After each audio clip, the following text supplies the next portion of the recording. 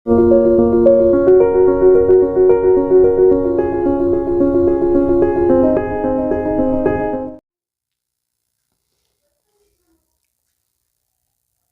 हिंद दोस्तों।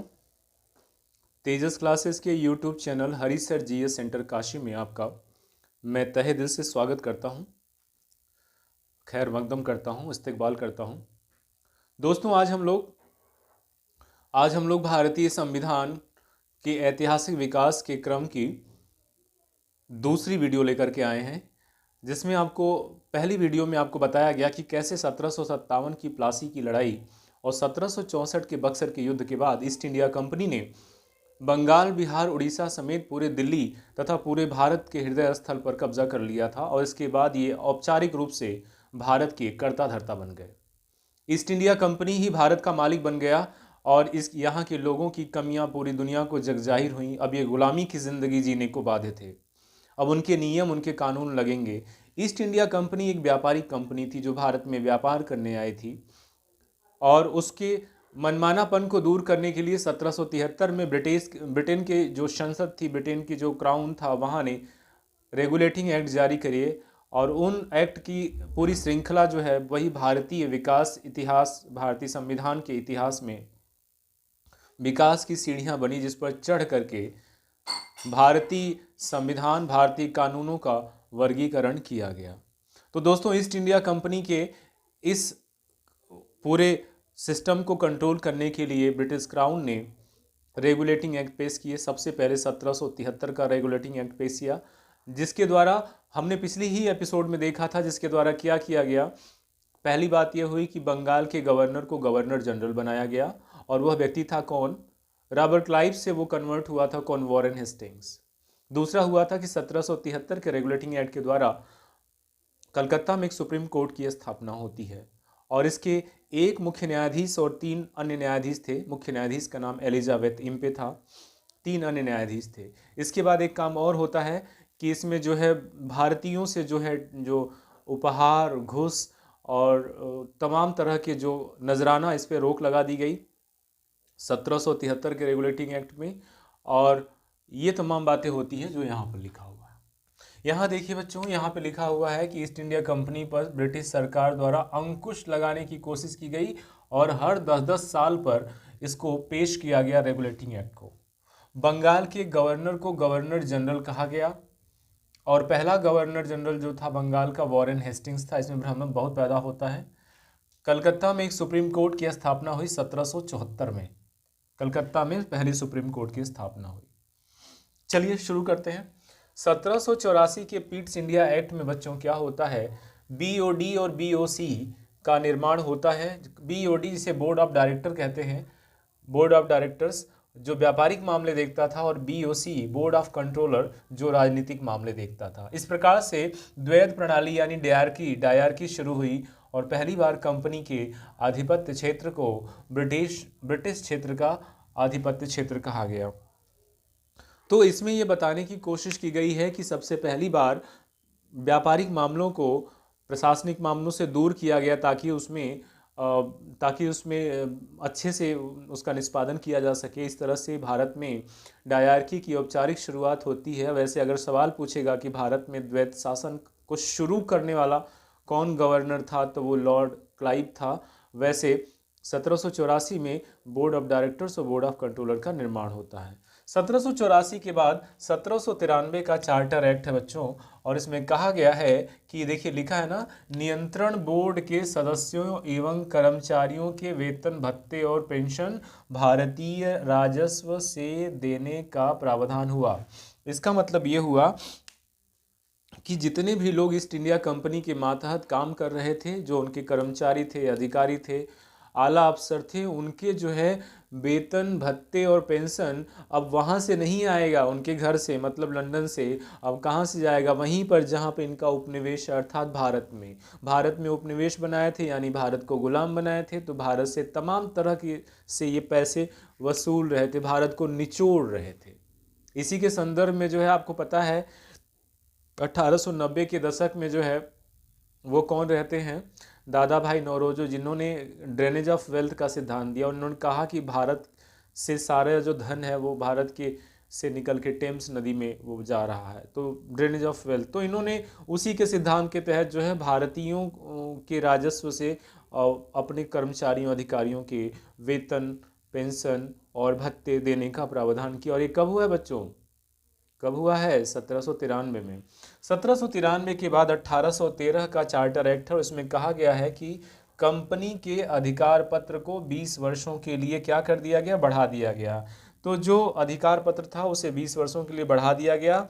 साथ में भारत के साथ व्यापार का जो एकाधिकार था, कंपनी का व्यापारिक एकाधिकार जिसे आप कहते हो ट्रेड मोनोपोली, इसे समाप्त कर दिया गया चीन और पूर्वी देशों के साथ। लेकिन चाय और बाकी चीज़ों का व्यापार 20 सालों के लिए यथावत बढ़ा दिया गया। तो कहते हैं भारत के साथ जो है ईस्ट इंडिया कंपनी का ट्रेड मोनोपोली कब खत्म कर दिया गया? तो 1813 के चार्टर एक्ट के द्वारा। लेकिन चीन और पूर्वी देश जैसे इंडोनेशिया, मलेशिया, म्यांमार और उन जगहों पे जो है वहाँ पर 20 सालों के लिए अभी यथावत रखा गया। ये 1813 था। इसमें एक बात और है बच्चों, इसमें लिखा हुआ है कि भारतीय शिक्षा पर हर साल 1 लाख रुपए खर्च करने का प्रावधान किया गया। 1 लाख रुपए तो भारतीय, इतनी बड़ी भारतीय जनसंख्या में जो लगभग 12-13 करोड़ से भी ज़्यादा थी उस समय, 15 करोड़ से भी ज़्यादा लगभग थी, और उस बड़े भारतीय जनमानस में 1 लाख रुपए ऊँट के मुंह में जीरा के बराबर है। लेकिन यह दुनिया को दिखाने के लिए था कि हम भाई गुलाम ही नहीं बनाए हैं भारत वालों को, हम उस पर क्या कर रहे हैं? पैसा भी खर्चा कर रहे हैं। तो ऐसा काम लोग करते हैं, ठीक है, दिखाने के दांत कुछ और, खाने के दांत कुछ और। अगला आ जाइए बच्चों 1833 के चार्टर एक्ट में इसमें कहा गया है कि केंद्रीकरण की ओर यह निर्णायक कदम था। ठीक है, कहते हैं कि अब सेंट्रलाइजेशन हो जाता है। अब इधर आप देख लीजिए, साफ दिखाई दे रहा है आपको? कह रहा है कि केंद्रीकरण की ओर यह निर्णायक कदम था और बंगाल के गवर्नर जनरल को भारत का गवर्नर कब बना दिया गया? 1833 के चार्टर एक्ट के द्वारा बंगाल के गवर्नर जनरल को भारत का गवर्नर जनरल बनाया गया बच्चों। और भारत का पहला गवर्नर जनरल कौन था? देखिए, वो क्लाइव गवर्नर था बंगाल का। वारेन हेस्टिंग्स गवर्नर था, गवर्नर जनरल था पहला बंगाल का। इसके अलावा उसी का जो प्रमोशन पूरे भारत के क्षेत्र में कर दिया गया। तो भारत का पहला गवर्नर जनरल कौन था? देखिए, लॉर्ड विलियम बेंटिक था। यही वो लॉर्ड विलियम बेंटिक है जिसने सती प्रथा का उन्मूलन राजा राम मोहन राय के साथ मिलकर के किया था। धारा 17 के तहत 1829 में सती प्रथा का उन्मूलन किया था। और इसी के समय में दास प्रथा का भी उन्मूलन एक अधिनियम बनाकर किया गया, लेकिन ये 1843 में किया गया। इसे दास प्रथा को विधि विरुद्ध घोषित किया गया। उन्मूलन दास प्रथा का जो स्लेव सिस्टम है इसका तो किया गया 1843 में, लेकिन इसे इलीगल घोषित कब किया गया? तो विलियम बेंटिक के समय में। तो कई जो है कुप्रथाओं को दूर करने में बेंटिक की भूमिका रही। हालांकि भारतीयों को लेकर के इसका कॉर्नर बड़ा ही ऐसा था जैसे दोयम दर्जे का समझता था ये भारतीयों को, लेकिन इसी क्रम में इसने कुछ अच्छे काम भी किए। तो इसने क्या, दास प्रथा को विधि विरुद्ध घोषित किया गया 1843 में।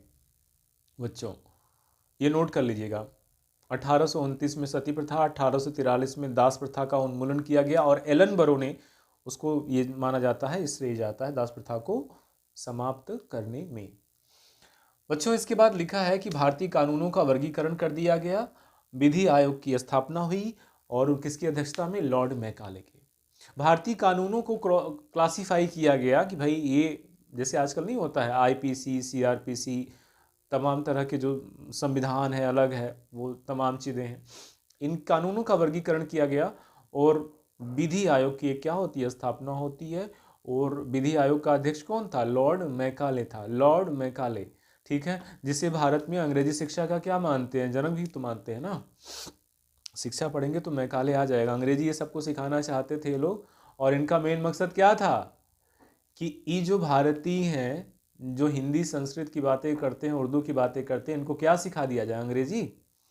अंग्रेजी सीख जाएंगे तो जी हुजूर करते रहेंगे। लेकिन हुआ क्या? उल्टी मार पड़ गई। अंग्रेजी सीख के, अंग्रेजी पढ़ के अपने यहाँ के लोग क्या हो गए? होशियार चंद हो गए। और फिर ये चंद लोगों ने अंग्रेजों के जो नाक में दम किया, जो नाक में दम किया। अरे आपको एक चीज़ याद होना चाहिए कि ये पहले पत्रिकाएं और अखबार निकालते थे क्रांति के स्वरूप, और जब हिंदी अखबारों पर जब इनकी छापा पड़ता था और जब सब कुछ जब्त कर लिया जाता था तो ये क्या अंग्रेजी में छाप देते थे। अब नियम ये था कि अगर आप अंग्रेजी में छाप रहे हैं तो आपको इस तरह से चीज़ें अरेस्ट नहीं की जाएंगी। तो ये जो जिनको मैकाले बनाना चाहते थे क्लर्क, वो तो कुछ और ही बन गए। खैर, विधि आयोग के अध्यक्ष क्या बने थे? मैकाले बने थे।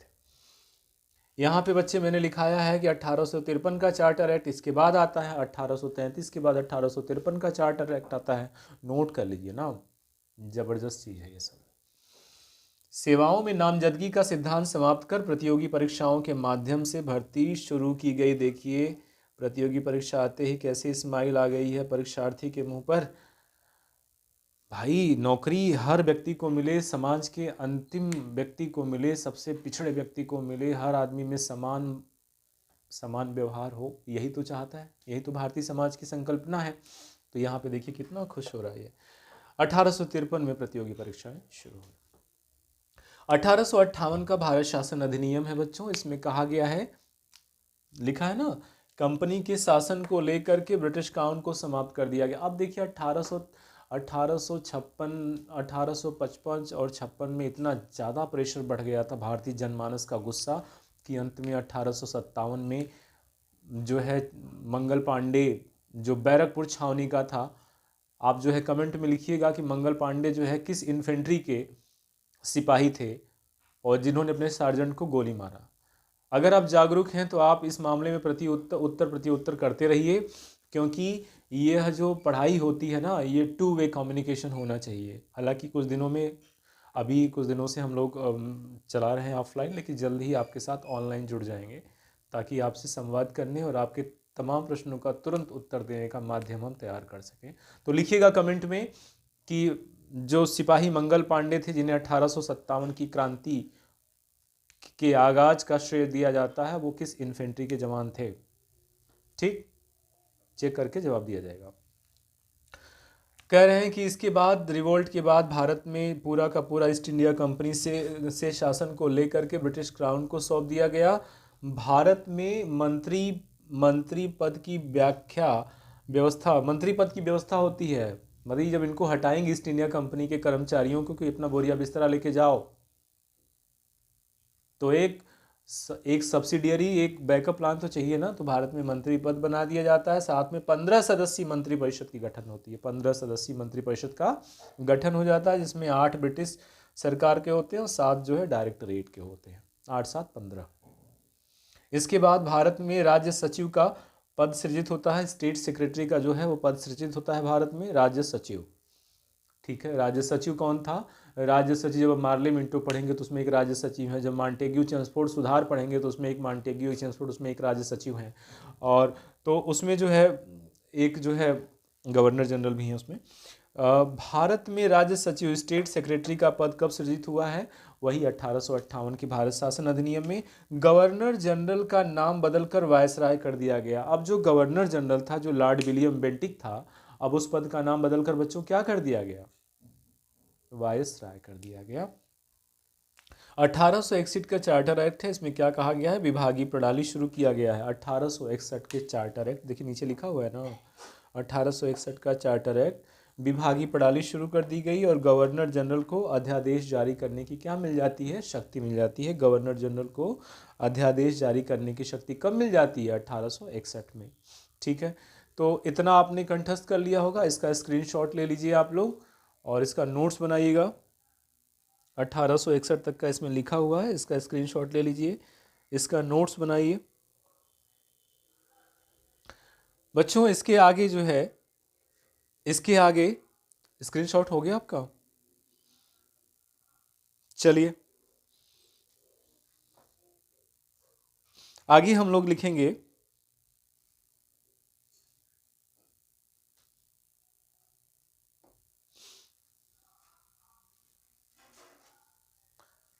स्क्रीनशॉट ले लिए हो तो इसके सारे बिंदुओं को फिर से एक बार दोहराते हैं हम लोग। 1773 का रेगुलेटिंग एक्ट, उसमें कॉपी पेन रख दीजिए, केवल दोहराने पर ध्यान दीजिए। 1773 के रेगुलेटिंग एक्ट में क्या होता है, एक कलकत्ता में सुप्रीम कोर्ट बनता है, और क्या होता है, ईस्ट इंडिया कंपनी पर ब्रिटिश सरकार की अंकुश लगाने की प्रणाली शुरू हो जाती है। गवर्नर जनरल बना दिया जाता है गवर्नर को। 1813 में दो बातें होती, बीओडी बीओसी, कंपनी के अधिकार क्षेत्र को ब्रिटिश अधिकार क्षेत्र 1813 में, 1784 में, 1793 में क्या होता है कि भारतीयों के राजस्व से ही जो है ब्रिटिश कंपनी के कर्मचारियों के वेतन भत्ते और पेंशन दिए जाते हैं। 1813 आ जाता, उसके बाद 20-20 साल के लिए बढ़ा दिया गया अधिकार पत्र को।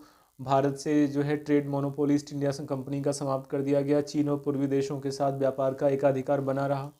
ब्रिटिश मिशनरी और व्यापारियों के लिए भारत के द्वार खोल दिए गए और कहा गया खूब जम के प्रचार करो, सबको खूब कन्वर्ट कराओ, किसमें ईसाई बना दो। लेकिन ईसाई बनाने की कोशिश भी हुई है, और उसी समय धार्मिक जो भारत की कई संस्थाएं जो थी वो अपने पुनर्जागरण के कार्यक्रम में लग जाती हैं। तो ये मामला 1813। 1833 में हम जाएंगे। 1833 में जो है क्या हो जाता है, ईस्ट इंडिया कंपनी को जो है भारत से व्यापार का अधिकार छीन लिया जाता है। 1833 में और क्या होता है, गवर्नर जनरल पूरे भारत का गवर्नर जनरल हो जाता है, और वो वेंटिक रहते हैं, ठीक है। और बाकी सती प्रथा, दास प्रथा वो हो जाता है।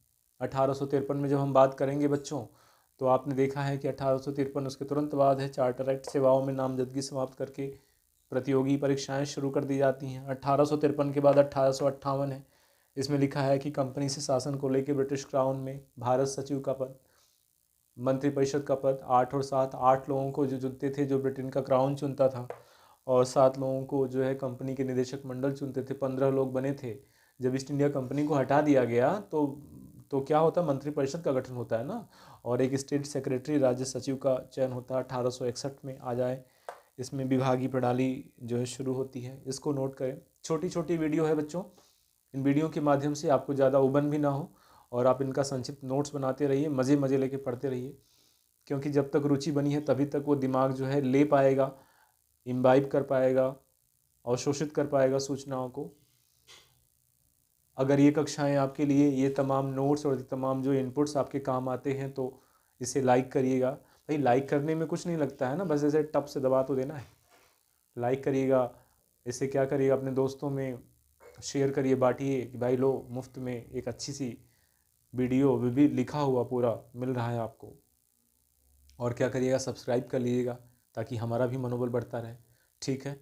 इसके भारत के संवैधानिक इतिहास के विकास का जो तीसरा और आखिरी पड़ाव है, जिसमें हम आपको बताएंगे 1873, 1892, 1909, 1919, 1935 और 1947। तो तब तक अपना ख्याल रखिए, सुरक्षित रहिए। अगले क्लास में फिर मिलेंगे। जय हिंद।